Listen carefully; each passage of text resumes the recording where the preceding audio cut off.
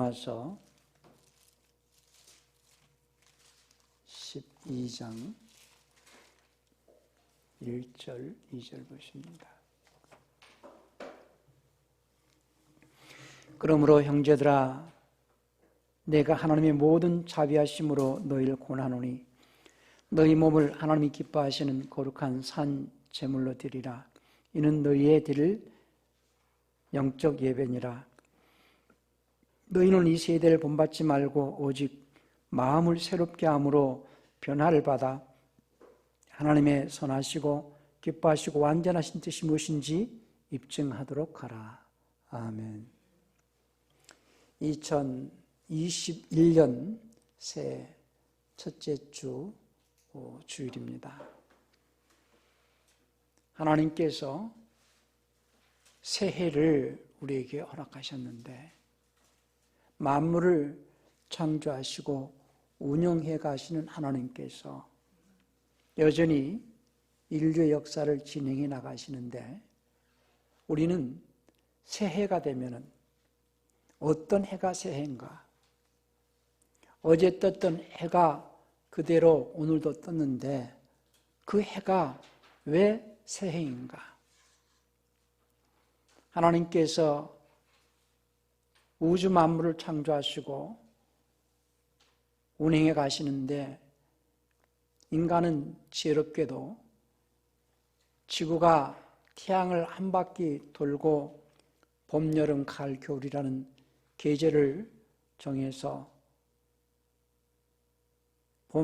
다시 봄이 될 때까지의 그 기간을 365일로 정해서 1년으로 잡고 그 1년을 기준으로 해서 지구가 해를 한 바퀴 돌 때마다 해가 바뀐다 이렇게 생각을 해서 새해 해서 이제 우리가 2021년 새해를 맞이했습니다.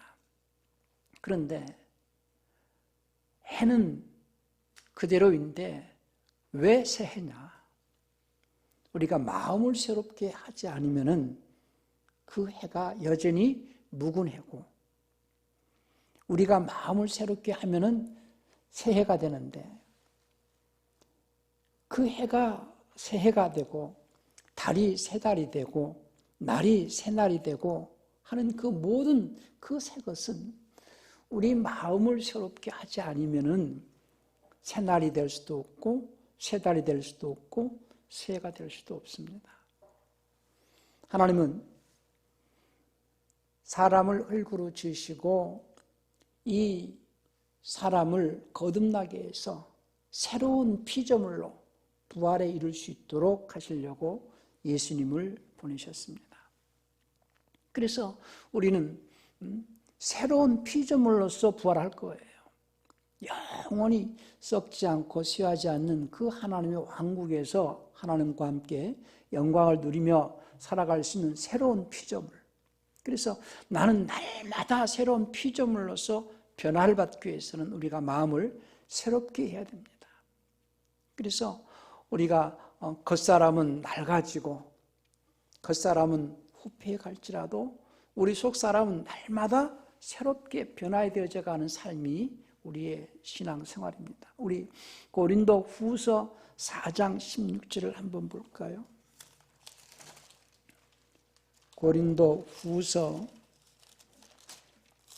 4장 16절 바울은 고린도 교회에서 편지할 때에 4장 16절에서 이렇게 말씀합니다. 그러므로 우리가 낙심하지 않으니 겉사람은 후패하나 우리의 속은 날로 새롭되다. 당장 우리가 이 땅에서 받는 잠깐에 받는 환난에 경한 것이 지극히 크고 영원한 영광에 중한 것을 우리에게 이루어지게 한다. 그런 말씀을 합니다. 우리 육체는 날마다 낡아질지라도 우리의 속사람이 날마다 새로운 피조물로서 거듭나고 날마다 성장해가는 한 해가 되실 수 있기를 바랍니다.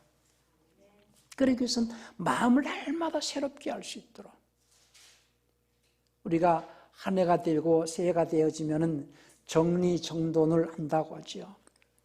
필요 없는 것은 정리해야 할 것이고 필요한 것들을 잘 정돈해서 마음을 새롭게 하고 올 한 해도 하나님 앞에서 내 자신이 새로운 피조물로서 변화를 받고 성장해 나갈 수 있기를 바랍니다. 그래서 이 육체는 낡아지고 이 겉사람은 쇠하여 가지만 이 속사람이 새롭게 해서 새로운 피조물. 우리 고린도 후서 5장 17절도 한번 볼까요? 그런즉 누구든지 그리스도 안에 있으면 새로운 피조물이라 할 때 그 새로운 피조물은 인격이 새롭게 변화해져 가는 걸 말하는 거예요. 과거에는 작년에는 내 인격이 욕심이 많았다면 이제는 욕심도 내려놓고 교만했다면 더 겸손해야 될 것이고 강팍했다면 더 온유해야 될 것이고 날마다 하나님의 성품으로 변화해져 가는 삶이 이제 우리의 신앙인의 삶이요 그것이 새롭게 새로운 피조물로서 자라가는 생활입니다. 이런 새로운 피조물로 자라갈 수 있도록 거듭나는 삶을 살아갈 수 있도록 예수님께서 우리를 위하여서 십자가에서 죽으셨어요. 인간은 첫사람 아담의 불순종으로 말미암아서 마귀에게 속하여서 마귀의 속성을 가지고 있던 자들이었는데 이제 마귀의 속성을 떨쳐버리고 하나님의 속성을 품고 살아가면서 하나님의 아들로 새롭게 날마다 변화해져 갈 수 있도록 하게 하려고 예수님께서 우리를 마귀로부터 건지셨다. 그 사실을 믿고 하나님 앞에 나온 자들이 이제부터 하나님의 말씀을 받아가지고 그 말씀의 순종을 통하여서 내 삶이, 내 속사람이 날마다 새롭게 변화해져서 하나님 앞에 감사하면서 하나님을 의지하면서 하나님의 아들로 하나님의 성품을 나타내면서 하나님을 보여줄 수 있는 삶이 우리의 신앙생활이에요. 그런 삶을 살아가게 하시려고 예수님은 십자가에서 죽으셨고 이제 성령을 우리에게 보내셔서 우리 마음을 새롭게 하시려고 하십니다.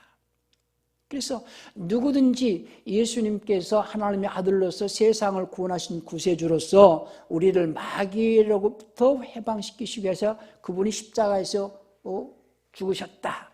그리고 그분을 내가 주님으로 구세주로 받아들이고 이제 그분의 말씀 앞에 순종하겠다라고 고백하는 자들에게는 성령이 임하셔가지고 우리를 진리 가운데로 인도하시는데 그 진리 가운데로 인도받는 그런 삶을 살아가는 자들 속에서 날마다 하나님의 생명을 공급해 주셔가지고 우리의 속사람을 변화를 시키신다. 그래서 육체 안에 있는 동안에 우리의 속사람이 하나님의 사람으로서 날마다 변화를 받고 자라가게 하기 위하여서 성령께서는 우리를 감동하시고 우리를 인도해 주십니다. 그래서 이제 하나님의 사람들이 하나님의 아들들로 속사람이 자라갈 수 있도록 하기 위해서 생명의 말씀을 공급하게 하시려고 생명의 말씀을 공급해 주시기 위해서 이제 예배를 통하여서 말씀을 하십니다. 그러니까 우리가 예배를 드리는 것은 하나님을 배우러 나와가지고 하나님의 말씀을 들으려고. 그래서 예배의 꽃은 말씀을 듣는 시간이거든요. 찬양도 필요하고 헌금도 필요하고 봉사도 필요하지만 예배의 핵심은 하나님의 말씀을 듣는 겁니다. 그래서 그 말씀을 내 마음으로 받아가지고 내 속사람이 변화되어지기 위해서 그 말씀을 쫓아서 살아가는 생활. 내 고집대로 내 아집대로 내 성질대로 사는 생활이 아니라 내가 하나님의 말씀을 붙잡고 그 말씀을 나타내고 그 말씀을 녹여서 내 인격으로 변화를 시킬 수 있는 말씀을 녹여 그 말씀을 내 인격으로 나타내려고 애를 쓸 때에 성령께서는 그 안에서 생명을 공급해 주실 것이고 내가 변화되어질 때에 날마다 하나님을 경험하게 하고 하나님의 사랑을 느낄 수 있는 그런 삶이 되어질 수 있도록 우리를 감동하십니다. 그래서 하나님의 사람들이 육체 안에 있는 동안에 하나님의 아들들로 자라가게 하시고 양육되게 하시려고 성령께서는 우리를 감동하십니다. 우리 고린도 전서 자라가게 하신다라는 말씀이 베드로 전서 2장 2절을 한번 보실까요? 베드로 전서 2장 2절에서 킹 제임스 성경에서는 이제 그 구원이라는 말이 없는데 개혁성에는 이제 구원을 이루게 한다 그런 말이 있는 베드로전서 2장 2절 새로 태어난 아기들로서 말씀의 순수한 젖을 사모하라. 이것은 너희가 그 젖으로 말미암아 성장하게 하려 함이다 그랬습니다. 개혁성경은 구원에 이르도록 이런 표현을 써놨는데 구원이 아니고 성장하게 하려고. 거듭난다. 속사람이 새로 태어난 아기들로서 말씀의 순수한 젖을 사모하라. 올 한 해는 여러분들이 말씀을 더 사모하시고 말씀을 더 가까이 하시고 차를 타든 전차를 타든 성경을 읽지 못하면 성경을 들을 수 있고 늘 성경을 가까이 하시기 바랍니다. 말씀의 젖을 사모하시기 바랍니다. 그래서 그 말씀을 잘 깨닫고 그 말씀을 내 인격으로 나타내려고 애를 쓰시기 바랍니다. 그래서 육체 안에서 자기 인격이 변화되어져서 알곡으로 자라갈 수 있도록 우리는 언젠가 반드시 우리 그리스도의 심판대 앞에 설 것입니다. 헛된 어떤 그 이론들이나 엉뚱한 어떤 그 지식에 유혹받지 않도록 하고 요즘에는 그 천국을 갔다 왔다 하는 사람들도 있고 지옥을 봤다 하는 사람들도 있고 또 베리칩이 666이니 아니니 그런 말도 있고 복잡한데요. 우리는 그러한 것보다도 집중해야 될 게 뭐냐면은 육체 안에서 내가 장성한 자가 되고 알곡으로 자라가는 거. 우리는요 예수를 믿고 죽고 난 다음에는요 그 다음에는 낙원에 가서 쉴 겁니다. 바로 천국 가는 게 아니에요.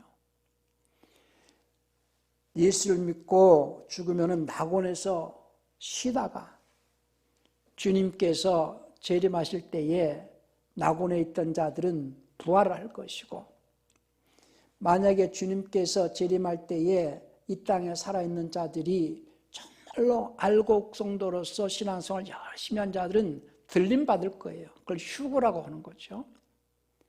이 땅에 살아있는 동안에 예수님이 오실 때에 알곡성도들은 들림을 받을 것이고 예수를 믿고 죽은 자들은 부활을 할 것이고 그렇게 해서 이제 그리스도의 심판대 앞에 서게 될 것입니다. 물론 주님께서 재림하시고 부활이 있고 휴거가 있고 그 다음에 천년왕국이 있고 천년왕국이 다 끝나면 또 둘째 부활이 일어날 거예요. 그래서 둘째 부활 때는 그리스도의 심판대 앞에 서서 알곡인지 죽정인지 골라져 가지고 알곡은 천국으로 들어갈 것이고 죽정이는 영원한 불못으로 들어갈 겁니다. 우리는 순서를 잘 알아셔야 됩니다. 예수를 믿고 죽으면은 낙원에 갔다가 그리고 부활을 해서 첫째 부활에 참여한 자들은 천년왕국에서 왕노릇하고 천년왕국이 끝나면은 둘째 부활이 일어날 것이고 그리고 둘째 부활이 되어졌을 때에는 모든 자들이 그리스도의 심판대 앞에 설 거예요. 우리 로마서 14장 10절을 한번 볼까요? 로마서 14장 10절 바울이 말합니다. 그런데 내가 어찌하여 내 형제를 판단하느냐 어찌하여 내 형제를 무시하느냐 우리가 다 그리스도의 심판석 앞에 서리라. 개혁성경에는 하나님의 심판석 그렇게 되어 있을 거예요. 그런데 킹제임스에서는 그리스도의 심판석이라고 되어 있습니다. 로마서 14장 10절이죠. 자, 고린도 후서 5장 10절도 보십시다.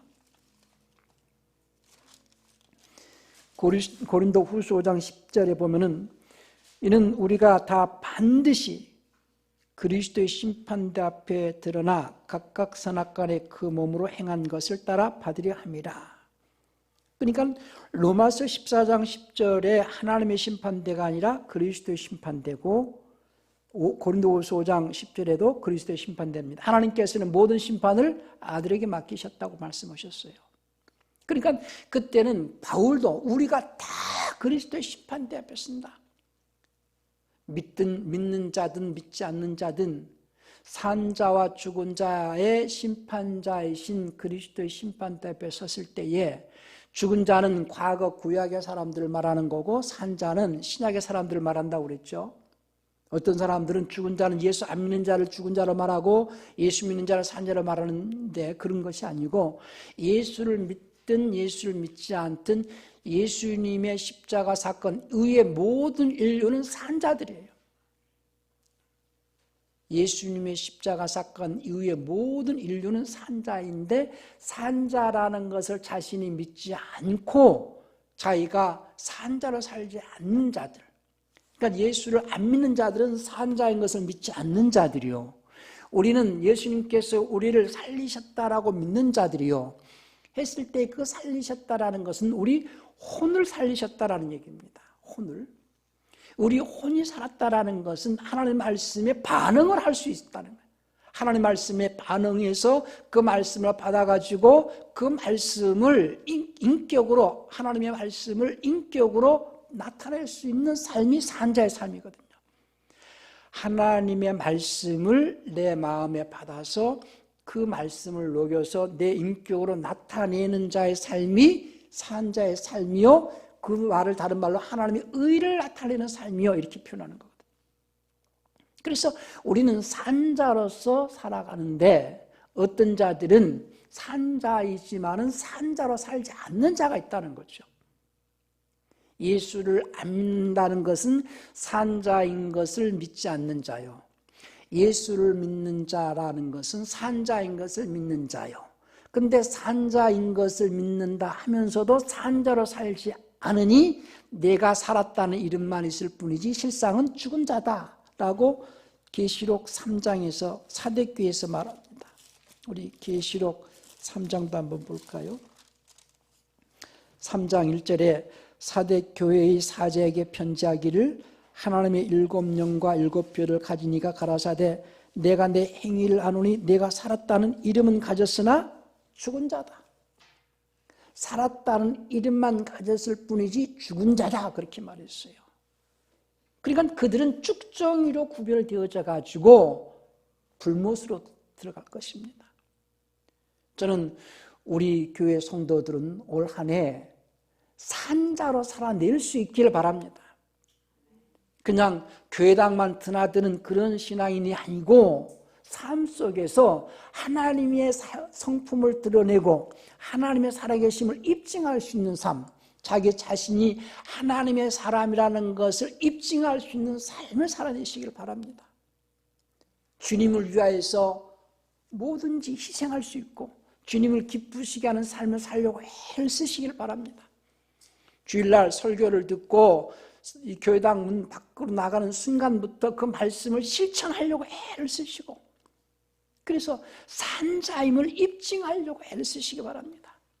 그리할 때 성령께서는 생명을 공급해 주셔가지고 내 속사람을 새롭게 해주실 거예요. 성령 충만하면은요 모든 만물이 새롭게 보입니다. 제가 청년 때에 25에 성령 충만 받았을 때요 모든 것이 장밋빛으로 보였고 모든 것이 새롭게 보였고 당장에 먹을 것이 없었고 그냥 신발은 다 떨어져가 신발이 그냥 바닥이 그냥 덜렁덜렁 했어도 그냥 기쁨이 있고 감사가 있고 행복했어요. 그러니까 내 마음이 새로워지니까 그 마음을 새롭게 하신 이는 성령이시거든요. 내 마음을 새롭게 변화를 일으키시는 성령을 의지하시고 그 성령께서 내 마음을 새롭게 변화가 되어질수록 변화를 일으키실 수 있도록 그 말씀에 순종의 삶을 사시기를 바랍니다. 내가 그 말씀에 순종하고자 할 때에 내가 희생하지 않으면 그것이 물질이든 재능이든 시간이든 육체의 노동이든 내가 희생하지 않으면은 그 말씀을 녹여낼 수가 없다는 걸 잊지 마시기 바랍니다. 내가 말씀을 내 마음에 받아가지고 그 말씀을 녹이기 위해서는 내 인생이 또 희생이 되어져야지만이 그 말씀이 녹아져서 인격으로 나타낼 수 있고 성령 충만함을 받을 수 있다는 것을 잊지 않길 바랍니다. 그래서 육체 안에 있는 동안에 자기 속사람이 새롭게 변화되어져서 알곡으로 충만하게 알곡으로 아주 알곡으로 자라갈 수 있는 삶이 되시길 바랍니다. 그렇게 해서 육체 안에 있는 동안에 자기가 속사람을 그렇게 알곡으로 키워내서 죽고 난 다음에 그 혼이 낙원에서 쉽니다. 그래서 낙원에서 쉰다는 걸 갖다 잠잔다 이렇게 표현해요. 그래서 잠자는 자들이 일어나는 것을 부활이라고 말하죠. 자, 고린도 후서 한번 볼까요? 5장, 데살로니가 전서 4장 한번 봅시다. 데살로니가 전서 4장 14절부터 한번 볼까요? 16절까지. 데살로니가 전서 4장 14절부터 우리가 예수에 죽었다가 다시 사심을 믿을진데 이와 같이 예수 안에서 자는 자들도 이렇게 표현했죠. 잠잔다는 거죠. 예수 안에서 자는 자들도 하나님이 저와 함께 데리고 오시리라. 우리가 주의 말씀으로 너에게 이것을 말하노니 주 강림하실 때까지 우리 살아 남아있는 자도 자는 자보다 결단코 앞서지 못하리라. 주께서 호령과 천사장의 소리와 하나님의 나팔로 친히 하늘로 쫓아 강림하시리니 그리스도 안에서 죽은 자들이 먼저 일어나고 그 위에 우리 살아남은 자도 저와 함께 구름 속으로 끌어올려 공중에서 주를 영접하게 하시리니 그리하여 우리가 항상 주와 함께 있으리라. 그러니까 16절에서는 죽은 자들이 먼저 일어나고 이렇게 표현했는데 14절 15절에서는 자는 자, 예수를 믿고 죽은 자는 그 혼이 낙원에서 쉰다 이거예요. 잠잔다, 자는 자들. 그러니까 죽은 것이 아니고 쉰다. 그 혼이 육체 안에서 이 땅에 사는 동안 육체 안에 있다가 육체를 벗어나고 난 다음에는 육체를 벗어나서는 낙원에서 쉬다가, 그러니까는 사람들은 예수를 믿고 죽으면 바로 천국 가는 것이 아닌데 예수 믿고 죽으면 천국 간다 이렇게 말을 하죠. 그러면 부활을 설명할 수가 없습니다. 예수를 믿고 죽으면 어디에 간다고요? 낙원에 간다. 주님께서도 강도에게 누가복음 23장 43절에서 예수께서 이르시되 내가 진실로 내게 이르노니 오늘 내가 나와 함께 낙원에 있으리라 이렇게 말씀하셨어요. 예수님이 십자가에서 돌아가실 때 강도에게 뭐라고 그랬어요? 낙원에 있으리라. 낙원에 계시다가 3일 만에 부활하셨죠. 죽은 지 3일 만에 부활하셔가지고 이제 처음 부활해서 처음 만난 자가 마리아예요. 마리아가 예수님을 딱 만지려고 하니까 예수님께서 뭐라고 말씀하셨어요? 만지지 마라. 내가 아직 아버지 집에 가지 않았다. 자, 요한복음 20장 17절에 예수께서 이르시되 나를 만지지 말라. 내가 아직 아버지께로 올라가지 못하였노라. 너는 내 형제들에게 가서 이르되 내가 내 아버지 곧 너희 아버지 내 하나님 곧 너희 하나님께로 올라간다 하라 하신대. 그러니까 예수님께서 십자가에 죽으시고 낙원에 가셔가지고 3일 만에 부활하시고 그리고 제자들하고 40일 동안 땅에 계시다가 그 다음에 아버지께로 올라가셨습니다. 그래서 히브리서 12장 2절을 보면 킹제임스에서는 우리 믿음의 창시자시요 또 완성자이신 예수님을 바라보자. 그분께서는 자기 앞에 놓인 기쁨으로 인해 십자가를 견디사 그 수치를 멸시하시더니 이제 하나님의 왕자 오른편에 앉으셨느니라. 그래서 부활하시고 난 이후에 아버지 집에 가셨죠. 그러니까 우리도 동일하게 예수를 믿고 죽은 자들은 어디에 있다가? 낙원에 있다가 첫째 부활을 하는 자들이 있고 둘째 부활을 하는 자가 있을 텐데 첫째 부활을 하는 자들은 첫째 부활을 해서 천년 왕국에서 천년 동안 왕노릇 하다가 천년 왕국이 끝나면 마지막 천년 왕국 때에는 이 마귀와 그의 사자들을 이제 가둬놓거든요. 그리고 천년 왕국이 끝나면 다시 풀어놓습니다. 그리고 이제 곡과 마곡 전쟁이 또 있고 그 전쟁이 끝나면은 이제 마지막 이제 마귀와 그의 사자를 다 멸하고 난 다음에는 둘째 부활이 일어나게 돼 있어요. 그리고 둘째 부활 때는 첫째 부활에 참여하지 못한 자들이 다 산 자든 죽은 자든 다 부활해가지고 그리스도의 심판대 앞에 서서 이제 마지막 이제 불못으로 들어갈 자들이 있는데, 첫째 부활에 참여하지 못하고 둘째 부활에 참여한 자들 가운데는 예수를 믿고 죽은 자들도 있죠. 쭉정이로 구별되어지고 알곡으로 구별되어지고 할 텐데, 그때 쭉정이로 구별되어진 자는 또다시 지옥 불못으로 간다. 그러니 예수 믿고 죽으면 일단은 낙원에 가 있다가, 낙원에 있는 자들 가운데는 첫째 부활에 참여할 자들도 있고 둘째 부활에 참여할 자들도 있고, 둘째 부활에 참여해가지고는 쭉정이로 구별되어질 자들은 전부 불못으로 들어간다. 그러니 예수를 믿는다 할지라도 자기 자신이 육체 안에 있는 동안에 알곡으로, 새로운 피조물로서 날마다 변화받고 알곡으로 자라가야 된다는 것을 말씀을 드립니다. 그리고서 이제 그 둘째 부활이 끝나고 그리스도의 심판대가 끝나잖아요. 그러면 처음 하늘과 처음 땅은 없어지게 돼요. 처음 하늘도 처음 땅은 없어져요. 그래서 처음 하늘이라는 것은 창세기 1장 1절에서 하나님께서 태초에 천지를 창조하시니라 할 때 그 천지, 하늘과 땅을 말하는 거죠. 그래서 그 하늘은 영어 표현은 heaven으로 되어 있는데요, 그 heaven을 다른 말은 낙원이라고 표현합니다. 처음 하늘을 heaven으로 표현했는데, 그 하늘이라고 했을 때는 그 하늘, 처음 하늘을 표현할 때는 heaven인데 그 heaven을 3층 천, 셋째 하늘 이렇게 표현해요. 자, 바울이 말하기를 내가 셋째 하늘에 들어갔었다 그랬는데 한번 볼까요?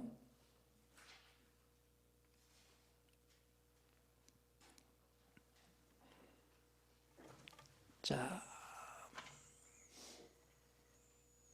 낙원이라고 표현한 부분이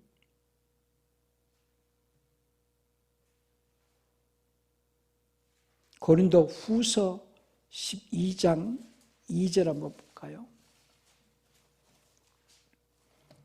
고린도 후서 12장 2절입니다.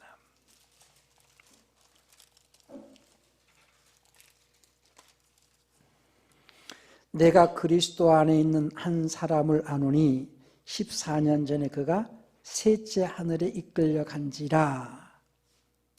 그가 몸 안에 있었는지 몸 밖에 있었는지 나는 모르거니와 하나님은 아시느니라.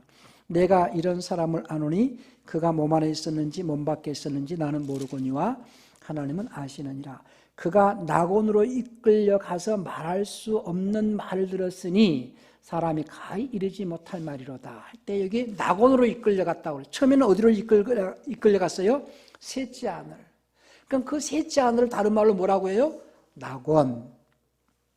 그러니까 하늘이 셋째 하늘이라 하면, 처음에는 보통 우리가 일반 사람들이 말하는 하늘은 이 공중, 곧 그 스카이, 대기권 안의 하늘을 말하죠. 새들이 날아다닐 수 있고 비행기가 떠다닐 수 있는 하늘을 스카이.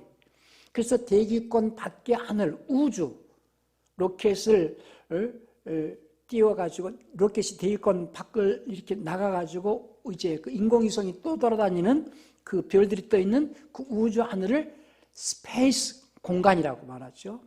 그리고 우주의 벽을 넘어 있는 그 우주의 벽 넘어 있는 하늘을 heaven, 셋째 하늘 이렇게 표현해요. 그러니까 sky, space, heaven, 이 셋째 하늘을 다른 말로 처음 하늘이죠.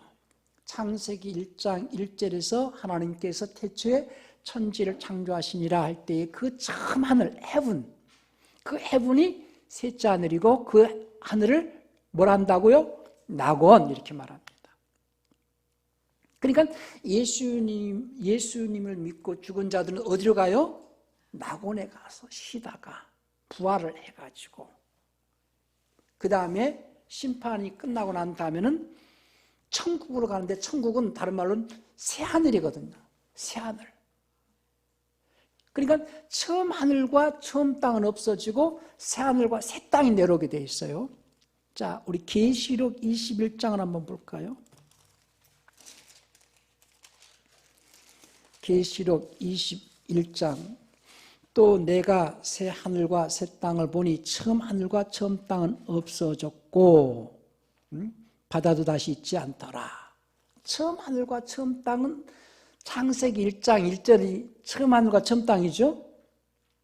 창세기 1장 1절에 태초에 하나님이 천지를 창조하시니라 할 때에 처음 하늘과 처음 땅은 없어졌고 새 하늘과 새 땅이 천국이죠.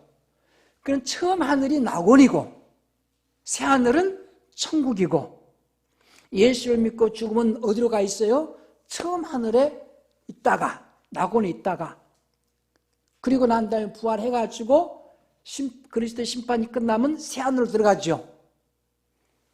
그리고 예수를 안 믿고 죽으면은 바로 지옥에 갔다가, 지옥에서, 그래서 보통 우리가 지옥을 헬라어로는요, 처음 지옥을 말할 때는 예수 안 믿고 죽은 자들이 들어가는 처음에 지옥을 갖다가 하데스 이렇게 말합니다. 하데스. 개혁성이 전부 음부로 해놨거든요. 누가복음 16장에서 부자와 나사로 얘기해서 부자가 들어간 곳이 하데스예요. 지옥. 그리고 그 예수를 안 믿고 죽은 자들은 그 하데스 지옥에 있다가 부활을 해가지고 게헨나, 불못으로 들어가는 게헨나. 하데스에 있다가 게헨나로 가고, 낙원에 있다가 우리는 천국으로 가고, 이렇게 돼 있어요. 그러니 예수를 믿고 죽은 자들이, 예수를 믿고 죽으면 낙원에 있다가 부활을 해서 들어가는 천국이 있고, 예수 안 믿고 죽은 자들은 지옥에 있다가 부활해서 하데스에 있다가 게헨나로 들어가고. 그런데 어떤 사람들은 자기가 지옥 갔다 왔다고 그래요. 천국 갔다 왔다고 그래요. 천국 간 자는요, 부활을 하지 않으면 천국 못 간다니까는요. 그런 것에 현혹되지 않기를 바라요. 부활을 해야 천국 가고, 예수를 믿고 죽으면 바로 천국 가요? 부활을 해야 천국 가요? 부활을 해야 천국을 가고, 예수 믿고 죽으면 낙원에 있다가 부활을 해야 천국 가고, 예수를 안 믿고 죽으면 하데스 지옥불에 있다가 거기는 왔다 갔다 하는 데가 아니라니까요. 지옥은. 우리 누가복음 한번 볼까요? 누가복음 16장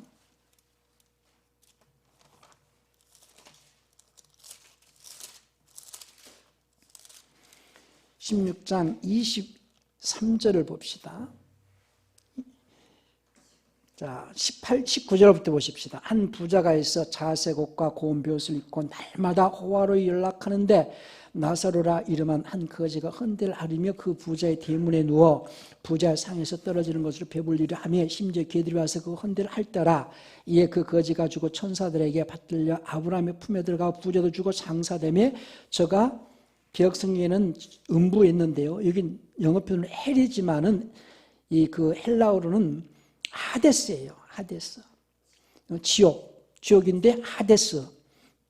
지옥에서 고통주의 눈들어 멀리 아브라함 그의 품에 있는 나사로를 보고 불러 가로되 아버지 아브라함이 날 국민에게 여기사 나사로를 보내어 그 손가락 끝에 물을 찍어 내 혀를 서늘하게 하소서. 내가 이 불꽃 가운데서 고민하나이다. 아브라함이 가로되 예 너는 살았을 때에 내 좋은 것을 받았고 나사로는 고난을 받았으니 이것을 기억하라. 이제 저는 여기서 위로를 받고 너는 고민을 받느니라. 이뿐 아니라 너희와 우리 사이에 큰 구렁이 끼어 있어 여기서 너희에게 건너가고자 하되 할 수 없고 거기서 우리에게 건너올 수도 없게 하였다. 갈 수도 없고 올 수도 없고. 그러니까 하데스 지옥에 들어가면 나올 수 있어요 없어요? 못 나오는데 어떻게 지옥 갔다 왔다고 말하냐. 천국은 부활을 해야 가는데 어떻게 천국 갔다 왔다고 말하느냐는 거예요. 그러니까는요, 천국 갔다 왔다 지옥 갔다 왔다 하는 사람은 내가 안 가봤으니까 내가 확인할 길이 없잖아요. 내가 확인할 수 있는 방법은 오직 성경밖에 없어요. 그렇죠? 그리스도인들이 누구라도 공통적으로 공감할 수 있는 근거는 성경이지 어떤 한 개인의 경험을 가지고 그것을 갖다가 맞다고 이렇게 우리가 검증을 할 수가 없잖아요. 저 사람이 천국 갔다 왔대. 어떻게 검증할 거예요? 내가 천국 갔다 왔다 그러면 여러분들 믿을 거예요? 나는 안 믿어요. 오직 저 사람이 천국을 갔다 왔다 뭘 했다면 성경에 근거해서 검증을 할 수밖에 없는 거예요. 근데 성경을 보니까는 천국은 언제 가요? 부활해서 가는 것이고 지옥은 갔다 왔다 할 수 있는 장소가 아니고 그러니 내가 어떻게 믿겠느냐는 거예요. 나는 성경을 믿지 어떤 사람의 간증을 믿지 않습니다. 간증은 다 각각이에요. 우리는 주님의 말씀을 기록한 성경을 믿으셔야 됩니다. 현혹되지 마세요. 가끔 그런 분들이 있어요. 천국을 갔더니 지옥을 갔더니 거기는 어떤 목사도 유명한 목사도 있고 본인은 그 유명한 목사보다 살아생전에 일을 더 많이 했는지는 모르겠지만은 우리는 그것을 확인할 방법이 없잖아요. 저는 올해도 우리 성도들은 성경을 가까이 하시기 바랍니다. 그 어떤 유혹도 현혹도 받지 않으려면 성경에 기록된 말씀 밖으로 넘어가지 마세요. 벨집이 666이냐 아니 그런 것도 현혹되지 마세요.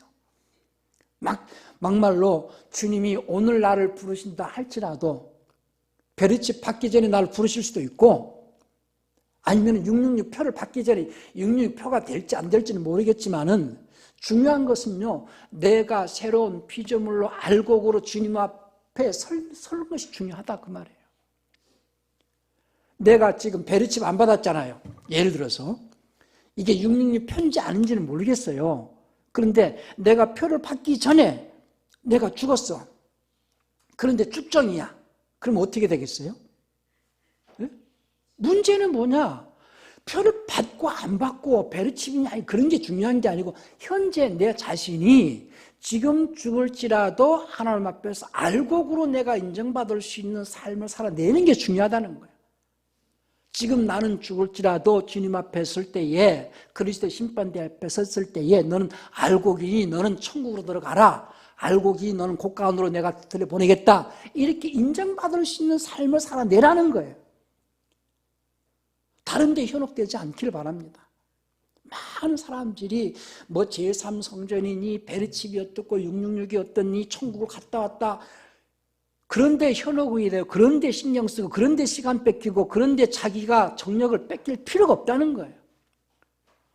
오직 내가 오늘 주님 앞에 섰을 때에 너는 착하고 충성된 종아 너는 천국으로 들어가라 하고 인정받을 수 있는 삶을 살아내는 것이 중요하다는 거예요. 무슨 말인지 아시겠습니까? 올해는 더욱 새롭게 마음을 변화받고 다른 데 현혹되지 마세요. 666이 어떻고 어떤 사람이 천국을 갔다 왔다 그런 거에 현혹되지 마세요. 오직 말씀으로 확인할 수 있도록 저 사람의 간증을 내가 어떻게 확인할 수 있겠어요? 모든 그리스도인들이 공감하면서 검증할 수 있는 것은 성경, 주님의 말씀이 기록된 성경밖에 없어요. 성경을 더 가까이 하시고 성경대로 살아내시기 바랍니다. 중요한 것은 내가 성경대로 살아내는 거예요. 말씀대로 살아내는 거예요. 내가 말씀대로 살아낼 때에 성령께서 나를 변화시키실 것이고 나에게 하나님의 큰 은혜를 경험할 수 있는 그런 능력을 부여주실 것입니다. 올 한 해도 날마다 마음을 새롭게 하여서 변화를 받을 수 있기를 바랍니다. 어제 떴던 그 해가 오늘 뜬다 해도 그 해가 새롭게 보일 수 있도록 하기 위해서는 먼저 내 마음이 새롭게 되어지는 거예요. 내 마음이 새롭지 않으면 그 어떠한 것도 새 것이 없습니다. 해 아래 새 것이 없다고 그랬어요. 전도서 기자는. 해 아래 새 것이 없다. 뭐가 새로워질 때에 새 것이 될 수 있어요? 내 마음이 새로워질 때에 내 마음을 새롭게 하시고 내 마음이 날마다 변화를 받을 수 있도록 하시고 내 마음에 성령의 큰 은혜와 감동과 하나님의 사랑이 부어질 수 있도록 오늘도 여러분과 제가 말씀을 붙잡고 살리라는 마음으로 기도할 수 있기를 바랍니다.